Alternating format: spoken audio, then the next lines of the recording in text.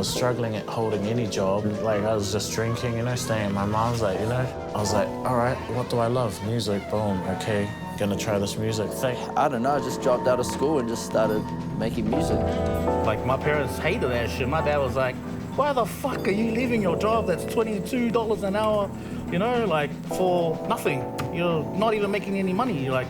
I wasn't thinking about, like, making a product or making something to come out of it. I was, like, much more in the moment, I guess. Shit just popped off. Like, I didn't even, like, realize it. Like, you know, it just happened. Shit was different. Like, started gigging. It was, like, fucking constantly, like, on the fucking road.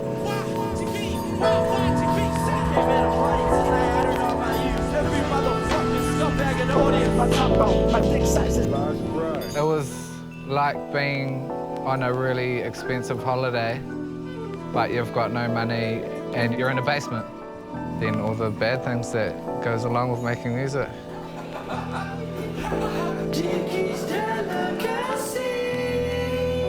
You know how you gave me all that Ritalin that time? I fucking left it here. Beautiful day today. Fuck, it was like, you wanna drink here, bro? Here. You wanna start drinking here, bro? Fucking drink this shit. It was like a never-ending tap.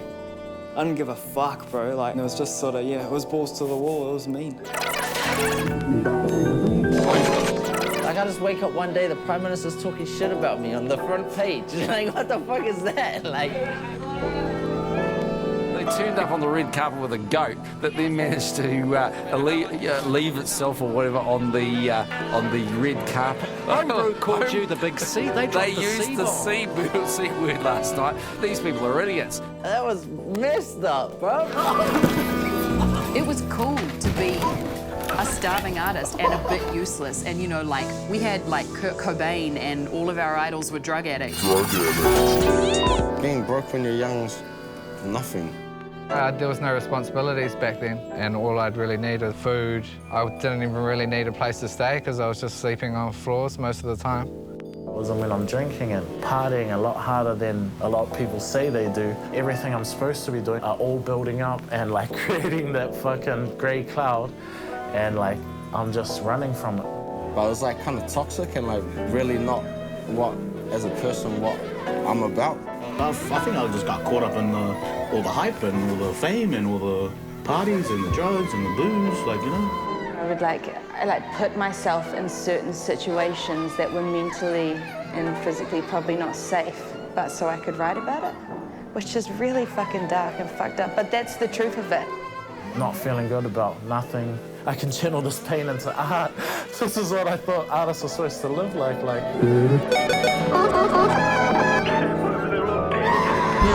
I want my MTV.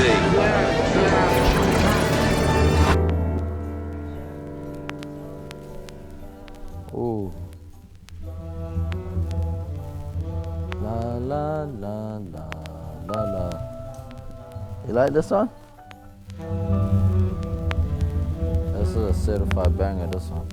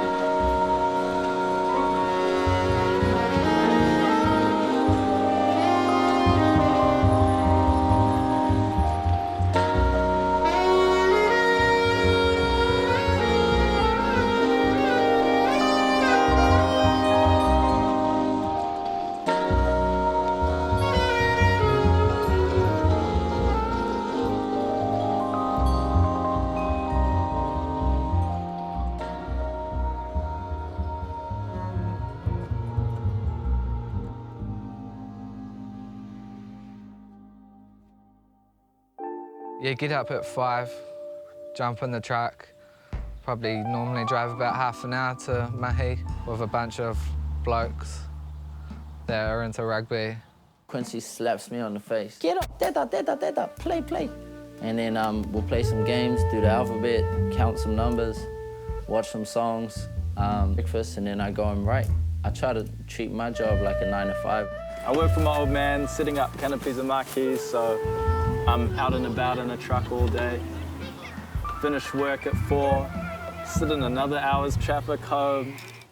Lately I've been getting up. I'll jump in the pool, have a shower, and then clean the pool, clean the house, go downstairs, find some records, and proceed to try and make the #1 banger. Sure. I think every day is different. You know, I might not work for a week. I might have 2 weeks of mahi straight, you know, doing film, but I don't know, if I'm not working, if it's just a day to myself, I just wake up 10:30, smile on my face, coffee, durry. Predominantly welding, but it could be building something, still engineering sort of work. And then that goes for doing that all day, pack up, come home, you know, like 12, 13 hours later you get home.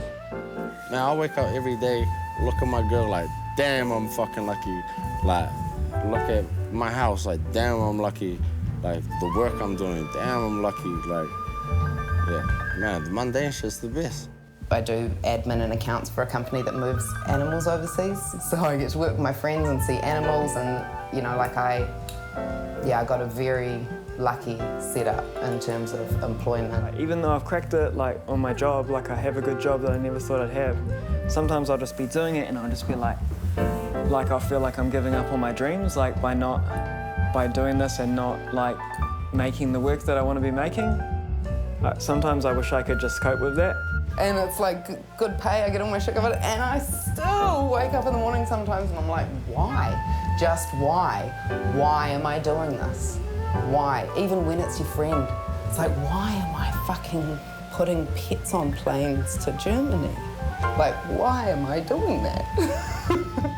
Depending on sort of how busy everyone else is, if I get some time to myself, I'll have a mix, or if everyone goes to sleep early and I get some time out here, I'll write, but usually not.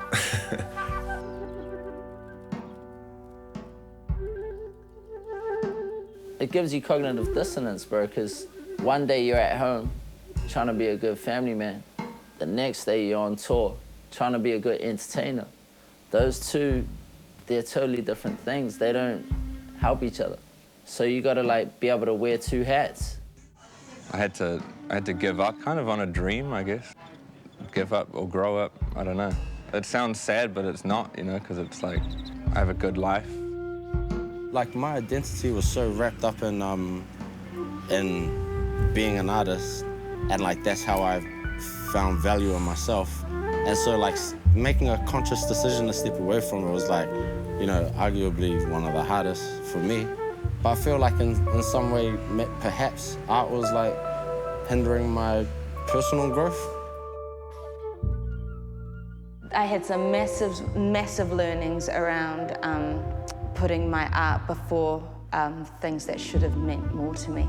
You know, once, like, I missed a fucking funeral, you know, and, like, that's dark, man, you know, like, family first. But I didn't understand that back then because I got so caught up in trying to be the best version of Bailey Wiley that I could be. But Bailey Wiley at that moment didn't know that she was failing. My music has always been about trying to be as honest as possible. So, like, it's really hard for me to still wear the homebrew hat or, you know, still be a drunk or fucking a mess. Like, I'm trying to be a dad, man. I'm trying to be a good father. For me, it's like you know, something that makes me happy. It's like I don't want shit to be work for me. You know what I mean? It's like the place, the holiday, you don't necessarily want to live there, but you want to be able to visit there to get that happiness. Music for me is just that.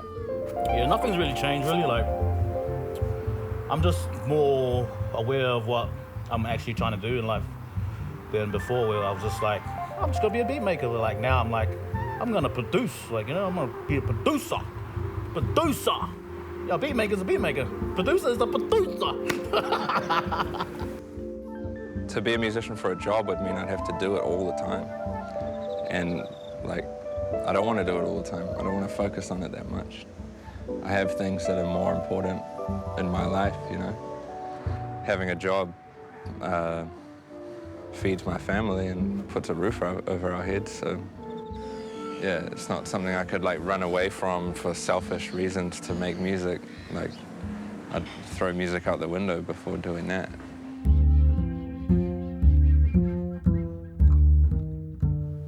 I was moving shelves one time when I was younger as a job. And so you go into a factory and there's just some steel shelves, endless steel shelves from a failed factory. So the failure, you can feel it.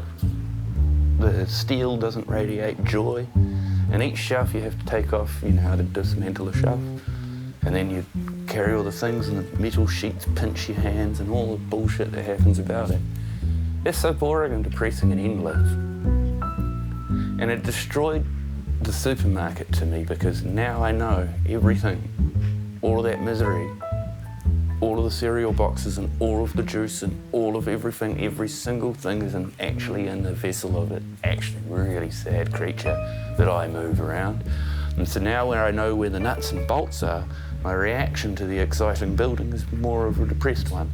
You see the same thing for graffiti, or if when you listen to a song and you can see, now that's why I like teenagers, but I feel like we've bent the branch too much, that you can't sing my boyfriend's back in the same way ever again, because we drank that blood 50 years ago.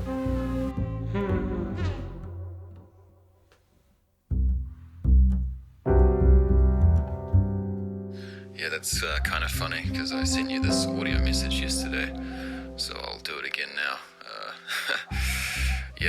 Unrelated to our creative work, I have had a mental breakdown and had to sell all my possessions and move out of Wellington to a tiny home off-grid in Dunedin. Gonna go work on a vegetable farm. Yep, lost my shit and had to move. Anyway, the first thing I wanted to do upon that shit happening was lock in Dickie. So about a month ago I hit him up and that was when he was going away. So we couldn't do it then. And then at the last minute he was like, oh, we could do it last weekend, as you knew. And then that weekend he said he had a fight with his missus and wasn't good timing. And yeah, I couldn't get it done. I had to bail.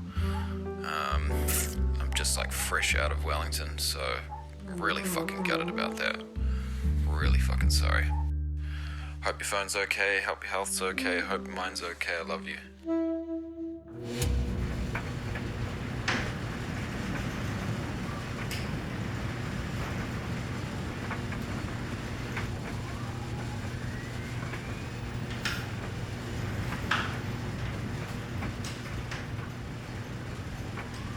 How to lose money and entertain people. Number 1, fuck cliches. Avoid oceans when depressed and sunsets when in love. Fuck rewriting dogma and fan fiction of the new hot literature style that no one's even really sure that they like. Number 2, become a thief.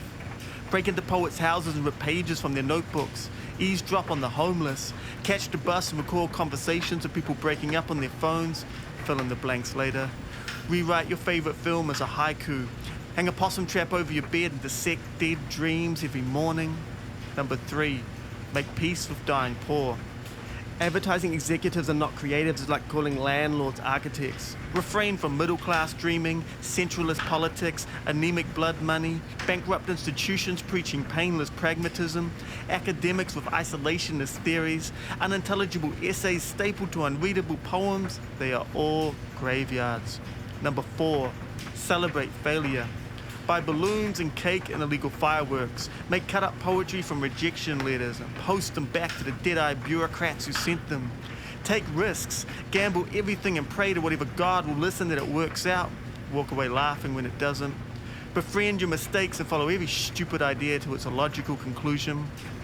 Number 5, find your voice and scream until they call the cops. The personal is universal. Your point of view is the only thing you own of any value, so live a life and take notes. And remember, your job is not to be objective. Your job is to make the mundane poignant and beautiful and hilarious. Number 6, write something that scares people. Everything's political, including landscapes, rhyming couplets, and pastoral musings. Put the fuck aside. Only confuse people you hate. Celebrate loved ones in your work, especially if they don't have savings or a heat pump. Be wary of gatekeepers dressed as failed artists. Corporate money equals death, etc. Number 7, quit your job. Tell your boss you need time more than money. Walk everywhere. Learn to love baked beans. Shoplifting is both easy and rewarding. And if you find yourself stumbling down the middle of the street one night drunk with one shoe on screaming, I didn't sign up for this, refer to point 3. Number 8, work harder than everyone else. The first draft of anything is shit. So is the second and the third. Practice until you hate your words. Practice until you forgive them. Number 9, learn to love your subconscious. There's a sewer of LSD running through your skull. Live in dream logic. Ask the dog what it thinks about the economy. Turn nightmares into metaphors and render them harmless. Free write your memoirs. Number 10, don't give up. The only thing standing between you and your heroes is time and work. You'll always worry you're not good enough, in between feeling like a god. Write the stories you want to read, sing the songs you want to hear, feed the fires you want to I think it can be alarming when I look around inside my own mind and think, why aren't I doing more, you know what I mean? I got so much. Why would I give a fuck at all about who I am or what anyone thinks of me? Like, man, there's a freedom that comes with nihilism. There's a freedom that comes with fucking a tendency towards depression and sensitivity and criticism, is that it is fucking absurd. And if I can't cash the freedom of the absurdity, what's the fucking point of noticing it? You know what I mean? Like, really, it seems like we can do whatever the fuck we want and it doesn't fucking matter. So we might as well swing big, and that's what I'm trying to summon in myself at the moment, is just like fucking drop the fear, drop any of that shit. Doesn't matter. Make bad art, no one gives a fuck. Make a good gun, now there's a problem, you know? Bad art's never gonna do anyone any harm. I mean, my old man painted me this picture that says art is part of the problem, not the solution. And I always think about that, like, as that the cure can also be addictive, you know? It's even hard to pinpoint when I make music. It's probably the thing I do the least out of everything, but... I know that I'm a better version of myself when I'm making music, so whether I'm doing that full-time or part-time, it doesn't matter. People ask me what I do, I'm not a rapper, because I'm not really, you know, shit. I just rap. You know, I do lots of shit. Instead of being like the master bowman, I mean with the sword and the axe and the spells. And when I have some spare time, which is not often, but when I do, I just go in there and like, yeah, just make music and just have fun with it. And then, yeah, it's more like therapy. Nowadays, like, I still make music and we will always have this kind of relationship. Like, I don't expect anything of it and it doesn't expect anything of me. Like, stepping away for a little bit, strip back the motives and like why I did it in the first place. Last week I worked a Monday to Friday and I was like, bro, this is fucked up. Like, you know, like I was like I'm living for the weekend, but to make my work, I'm not living for the weekend to get fucked up. I'm living for the weekend so I can get back into making my book or like taking photos. There's a lot of days where I felt like I've already given up making music. I feel like maybe in the last, you know, for the last 2 years anyway, I felt like that's kind of how I felt. Obviously, people appreciate art, but I don't necessarily feel like other people's appreciation for it is a reason to do it, necessarily. Also, I think like artists, we all have like a fear of being still. Because does that mean that your mind's still and that your ideas won't come or whatever? I need to like start realizing that that's not true, that you can still make good art while being stable, you know what I mean? If anything, like it's a bigger challenge. So I'm trying to like find a way to like hold my family down, be a good father, be a good partner, and still be creative. But it's hard. But that's the challenge I'm facing at the moment, bro. Like that's what it is. Yeah. Shit could change tomorrow, man. Like, I could lose everything. Like, you know, I could go to jail, I could, like, you know, die in a car crash, you know? Like, if I can, I'll still be doing it. Like, but if I had to die and had no legacy to leave behind, I'll be like or a little child, I'll be gutted. But I'm hopeful that I'll still be here in another 10 years, still making music. If you don't put that much weight on it, you'll never peak, I don't think. Like, peak at what? It's just something that I do, you know. I'm a father, which is my main title, I guess, you know. Just trying to enjoy everything at once is the game. I wouldn't trade like everything I know now just for the hops I had when I was 20. Like, yeah, you ain't relative, and yeah, you can't run as fast or jump as high. But like, bro, I'm mentally way more healthy.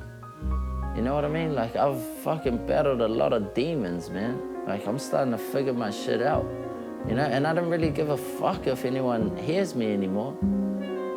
Like, I honestly don't, like. People will try and tell you what you're supposed to want for your whole life, and it's very easy to believe the hype. I've found myself walking down a path and then I've had to stop and check myself and be like, hang on, this is not my dream. This is somebody else's dream that I was told I was supposed to want. The crossroads for me was like, well, do I keep going down this path or do I pursue what I really want to do, which was actually have him. And I feel like I made a good choice. I was sitting at Haz's the other day, just like, and he's making music, and I'm like, you know, just confirming to myself, like, I'm like, yeah, I'm happy. Like, if someone was to say you're happy, like, I think about people who tell stories and they're like, when were you at your happiest? You know, and people always have to go back to a time. If I was my future me, I'll probably be saying, that's when I was at my happiest. You know, sitting in Haz's making music and feeling good, like healthy, and drunk. We were just making art. That was my happiest. So I was in that time and I was like, I'm in my happiest place right now, you know? I was talking to my therapist about it and she's like, you don't have to give up on art. And I was like, really? And, you know, like, because we need this. You know, like, that's the thing I'm trying to come to terms with as well. It's like, I know there's a lot of bullshit here that I got to cut out, but I don't want to cut out art. Like, I need it, bro. It's what I am. And without that, I'd fucking be insane, bro. But if someone's like, what is success to you? I'll be like, I'm already successful because someone's already come up to me in my lifetime and said, man, your song was like, you know, made me feel this way. And so I'm like, man, that's the shit. I guess that's my line of work. So if that's my line of work and I'm happy, then something bad's probably gonna happen soon. Something really traumatic's about to come up.